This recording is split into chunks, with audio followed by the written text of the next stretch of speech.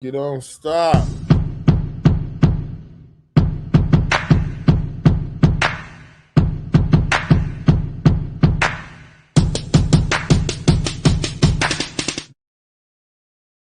Yo, part do. What it do? What it do? What to do, everybody? Super Saiyan Santi. Got my boy OG_Frank here with me. Yep. We finishing up that Kevin Hart saga. Crazy this blew up like this, but I knew it was coming. I didn't know Michael Che for pulled out until I watched some of those videos that I played earlier in the first one. Did you know? No, but I know he's a pretty smart guy. And he was smart for pulling out. And especially after seeing the photos of who were the writers. I'm like, he had to walk into that room and was like, yeah, this is going to suck. He knew the writers. Of course he knew them. Yeah, so he knew what the concept of what they thought, and he was like, nah, it's okay. Yeah, I'm out. Yeah. And you said from the look, you knew to have left too. You wouldn't even know them writers. You'd be like, yeah. Three of them should have been black. The three fat white guys should have been unattractive guys. Should have been, because they were coming from a place of envy and jealousy and hatred and racism. You could see it on them. You could see it. It was clear. How you can see? You can see it on their weight. Is what you're saying? They should have just had a shirt on, like I'm racist and I'm trying to get back. Damn, you felt that by just looking at those three guys. Those three, yeah. Dang. Yeah. That's I what it. guarantee you. The three wrote Tony Hinchcliffe's whatever he said, and okay, I'm Kevin Hart, right? Yeah. And those are my writers. Yeah. And I got the Paper Cup Boys. I let them be my writers. Kevin Hart should have known, just like Michael Che, what those writers write. So maybe he was going for more shock value. So can I interject something? I want to. You said just maybe get thought. So I'm Kevin Hart, right? I'm big right now. I'm doing my thing. I'm just gonna let those three random. I'm talking about the three. I think all of them look random to me.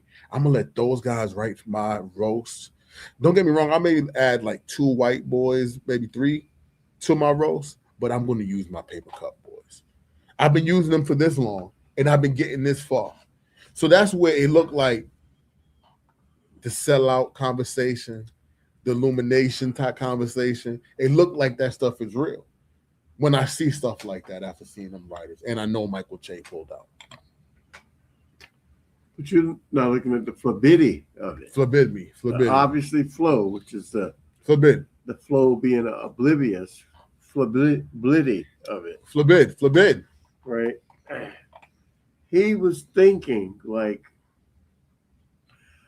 I'll get these white writers, and they'll give me a broader contrast audience of humor.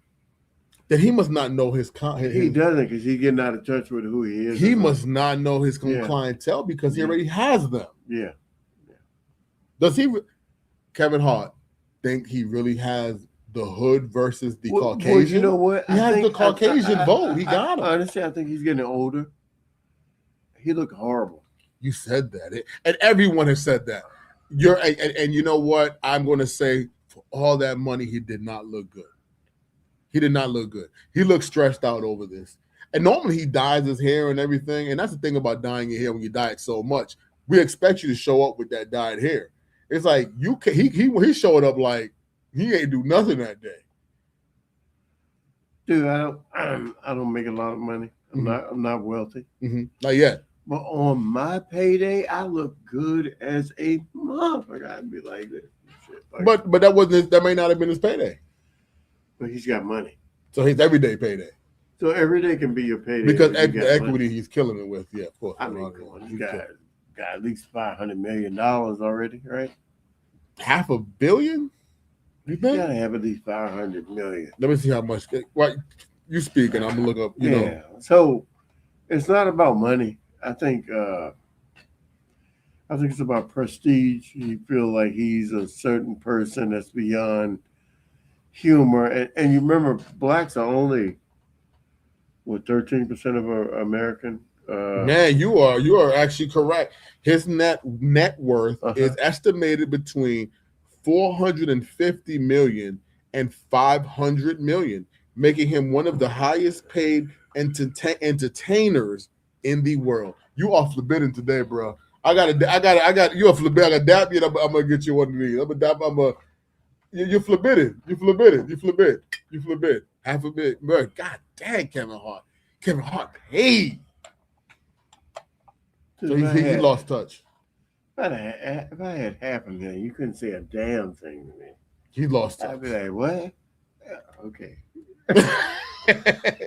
So he lost touch. He literally just shows up and just collects money. He doesn't pay attention to the. I think when you're hungry, you work the field. You work the field. You know every part of the field. Once you reap the benefits of the field, you're not in the field anymore. So after a while, you got to go back and work the field. So my advice to Kevin Hart, if I was his therapist, well, he should be paying me for saying this, right? I mean, he can because he got the money for it. Yeah. If I was your therapist, I'd like, go back in the field. Go back in the field. Go home for a minute. But can he go back? There's two questions to that answer. One is, sometimes your home is not there anymore. That's the answer to the question. The second answer is, I do not know the second answer to the question. But I do know the first answer is, sometimes your home may not be there anymore. And the second question, the reason why I don't know the second question? Because the second question is always questionable.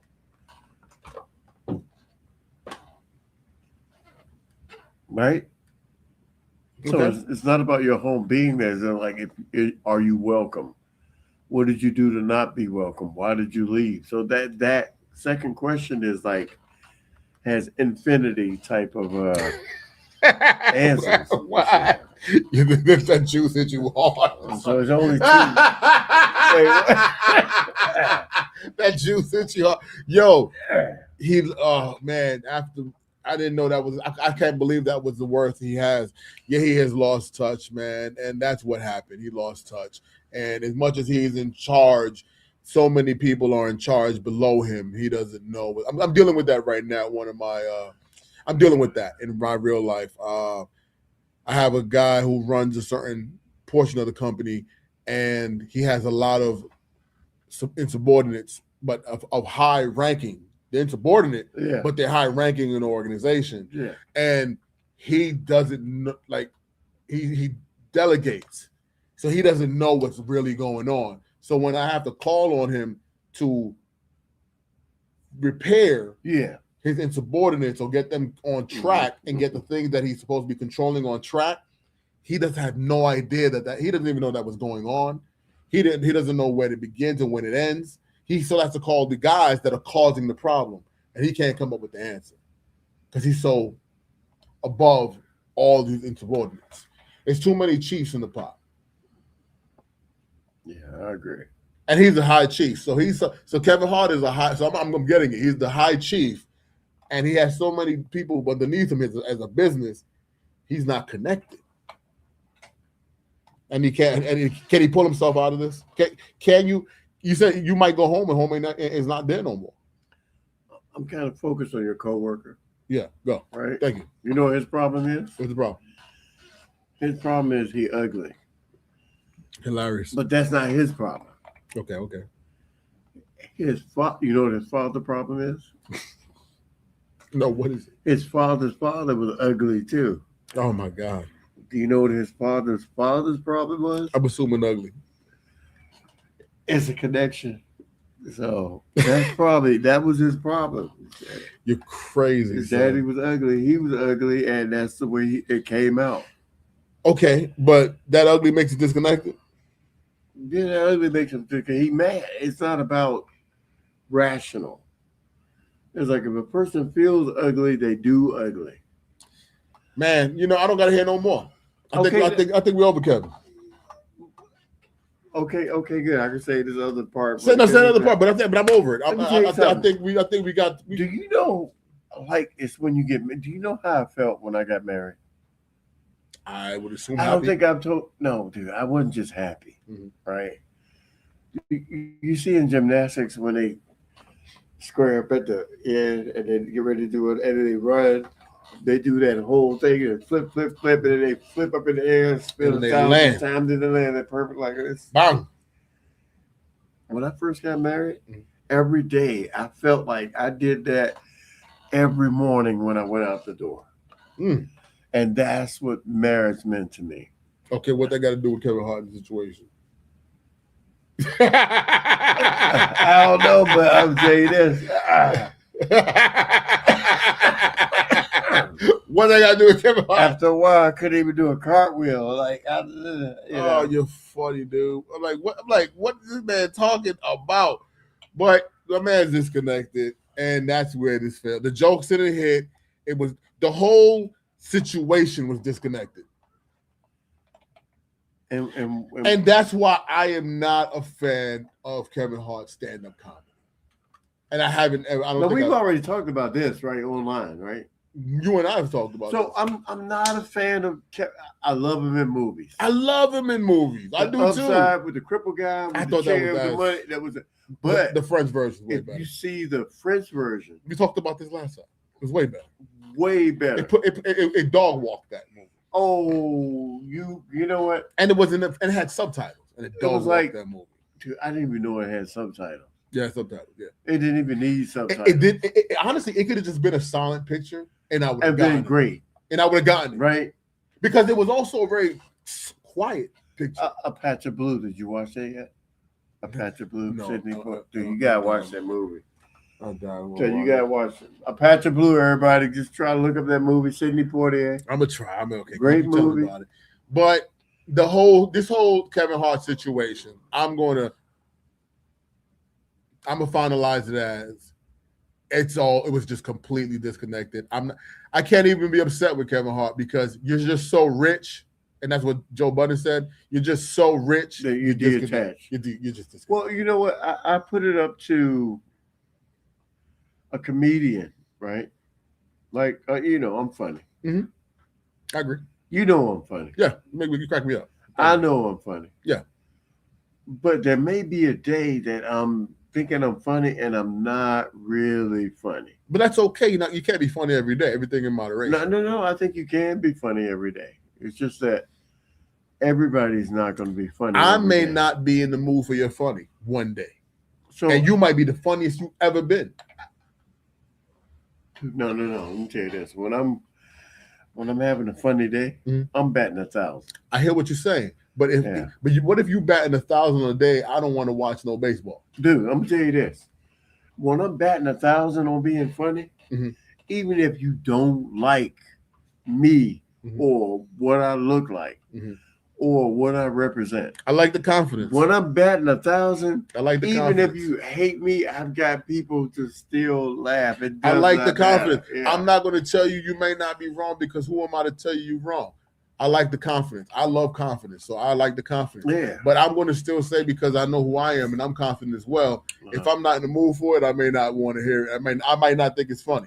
And you might, and I'm not going to disrespect you because it's not funny. I just might even say, I'm just not. Okay. So we used to work for like company, maybe different companies, But within the same company, right? same industry. We're in the same industry. And I would see you, and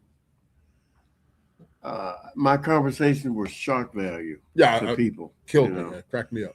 And I would see you. You would never say anything, but your eyes would laugh. I would see your eyes like, did you really say that to that lady? Right? Yep. So your eyes would laugh. So in the back of my mind, I was like, yo, he good. He cool people. Because Right? you can tell the signs. Yeah, because I would say the craziest stuff at the board. And maybe it's because the people that I was talking to, the majority of them, Mhm. English was not their first language. But that's what made it funnier. So I would say it kind of like in a black way, and I would be feeling like super black in the morning. It made it even funnier. And I that would they say, were. and I could see you just going like, dude, I can't believe you said that. But you would never say anything until like maybe after it took you like a year to talk to me. Yeah, but right? it was about a year, man, because I was like, I know this Like, guy. oh. And honestly, what I assume would have occurred did occur. Because when they see brothers having a good time, Mhm. oh man, that used to be the case. I don't think. I believe we're now reached the point, and thank God, and shout out to the youth of today, where I feel like we reached the point where that is not the case as often. Because man, let us get into a group and hang out and laugh, and they be like not in it. It's like the end of the world. Did you? Okay, you know what? I know I'm going off cuff. It's all good. Let's do it. Did you see the Osaka black tennis party that she had? No, I have not. So Naomi Osaka, because you know everybody from Japan has to be named Osaka. So Naomi Osaka, you didn't know that? I had no idea. So Naomi Osaka, she had a party with all the black tennis players. Mm-hmm. And there was a backlash because they were all black. She was like, I've seen plenty of all white parties, and there's never any backlash. Why, if I'm having parties with people that look like me, that there's a problem? And I really like that, because for her to be answering the question in a naive way, like, why is there a problem, to other people, is a normal way. And when we look at it, like, yeah. Because I'm going to tell you why they felt that way.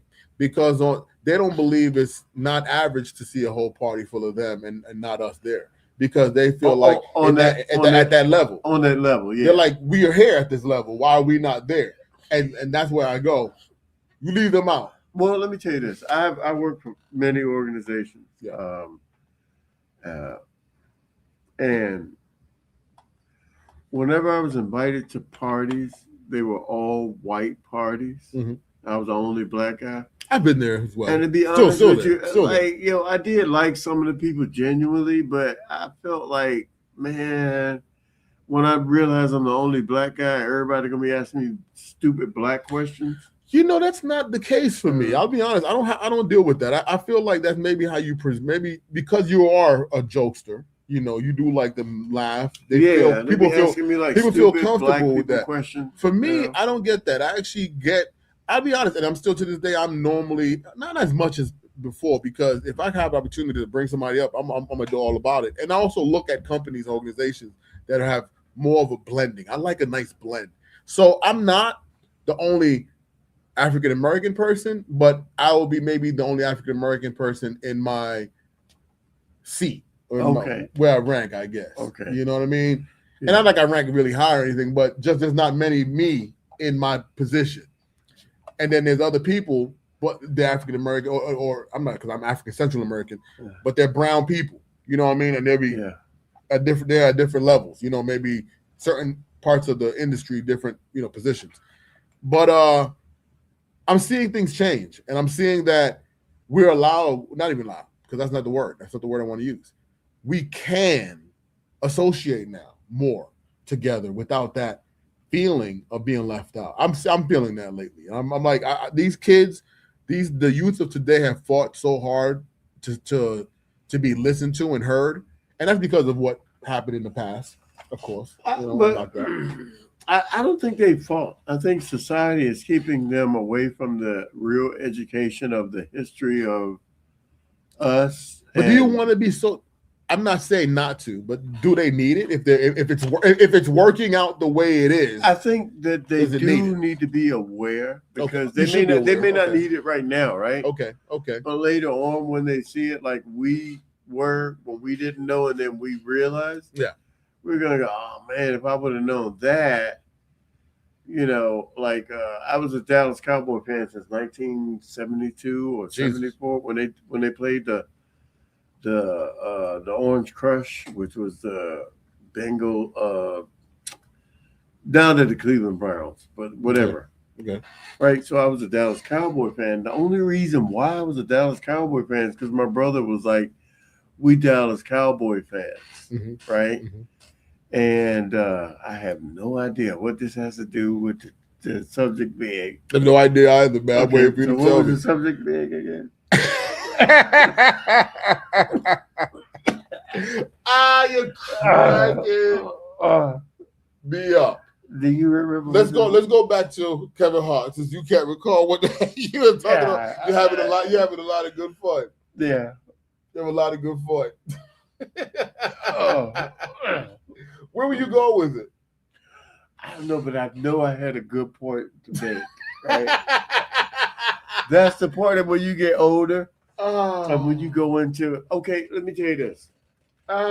you cracked me up. So You when have you to get win. older, you know what I think older people don't tell you. What don't tell me? So when you get older, because you know what a sieve is, or a sieve, or a sieve, No, I think you told me one time. it's like a spaghetti strainer. Okay.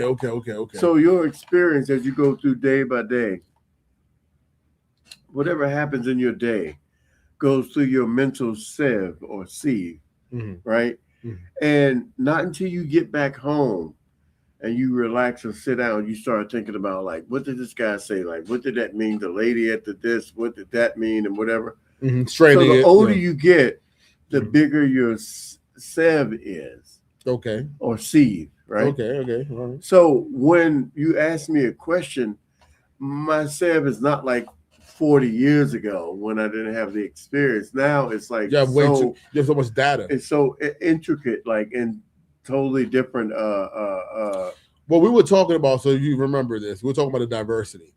How the youth of today, everything is balancing out. Because you're saying they need to recall the past and know the history. And I'm saying that do they need it if they are moving in the right or the right direction and Okay. it's going away or it's getting better. It's getting better. Maybe not going away, but it is going in the right direction. Now I know where I meant by the sieve.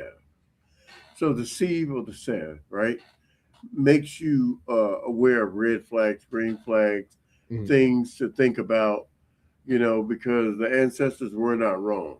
Mm-hmm. These simple clues that they give you, like don't do that, it's for a reason. Yeah. And the youth of today weren't given these instructions that we were given, and they were withheld a lot of information. Mm-hmm. So it's like they'll probably be more easily going with the program. But whenever the government has a program that they want you to go along with, that's normally not the right program for the general population. That's that they're trying to control the population when they do that. So every time I hear somebody say data, Uh-huh. the data, I go, we're not the control group. We're not, but did I say data? No, you did not. But I'm just okay. saying when I hear people tell me about the data says this, I go, but I'm not part of the control group. I am not part of the group that the data they gain the information from to give us the data. On average, people in my environment, we don't give out that information. We keep our door closed. So I know you didn't collect it from us. So I always say that's not my data. You that's know your what? data. You know what? I gotta admit that you are definitely right. Mm-hmm. Because now that I've kind of like not world traveled, I traveled a lot. Mm-hmm. And when people are trying to get personal information from you, mm-hmm. I feel offended. Like, why are you asking me that? Yeah. I was like, that can't be for a personal character reason. Mm-hmm. You don't even know like where I work, how much money I make, how much money my car costs. Do I own a house? Do I rent? Like, why do you need to know that? Mm-hmm. Mm-hmm. So yeah, you are definitely right. There are a lot of people that the critics of the odds or the data doesn't support, because people who are probably on a certain level know why you're asking them, and they don't want to. It's like when I go to a sporting goods store, and they're like, "Yeah, if you give us your email, you get 15% off." I was like, "No, I'm not giving you my number. I don't want to participate." I mean, you do the same, right? I was like, "No, I don't want to participate." I saw. No, I don't do the surveys. I don't do the surveys, but I do join the membership clubs now. I do join them because I get financially great deals. Sometimes like for instance, PetSmart. PetSmart? Yeah, PetSmart. Oh, you got a cat. I got a cat. What is your cat's name? Tango. I'm gonna do shout out Tango. Tango. Shout out Tango. So at PetSmart, because I put that information in, as much as I buy from them, because I buy kitty litter. I'm like, you buy kitty litter a lot. Yeah, you buy so much that discount that day, like even today, it took $2 off of it. And my kitty litter, it is $30 a pop. For this kitty litter that I buy, because I got the whole contraption. That $2 took off the taxes, and I was like, oh, I'm not so excited. I'm like, how long have you had Tango? Oh man, I've had him for about, I think I'm going on 10 years, maybe. Wait, human years? Yeah, human years. Wait, come on, are you serious? Human years? When around the time when we connected as friends. Really? I think It's I been just that got him. long? Yeah, I've had that. So that means Tango's 70. might be. Yeah, Well, every human year is 7 years for cats. Oh, his cat. Okay, he might be. I mean, he looks great then. Yeah, he looked great. You know, this year was the first year I petted Tango. Oh yeah, he let you pet him. Yeah, he was out in the room one day and I had some popcorn. He came over looking for the popcorn and I let him like. And he let you pet him. Yes, and I rubbed him a little bit. Wow, and he was like, I'm nigga, shocked, yo. you ain't giving up that popcorn. You had. Yo, that's it for the Kevin Hart. Let's move on. Yeah, he ain't that important. He got his money. My man is good, son. Yeah. We'll be right back, YouTube. Peace.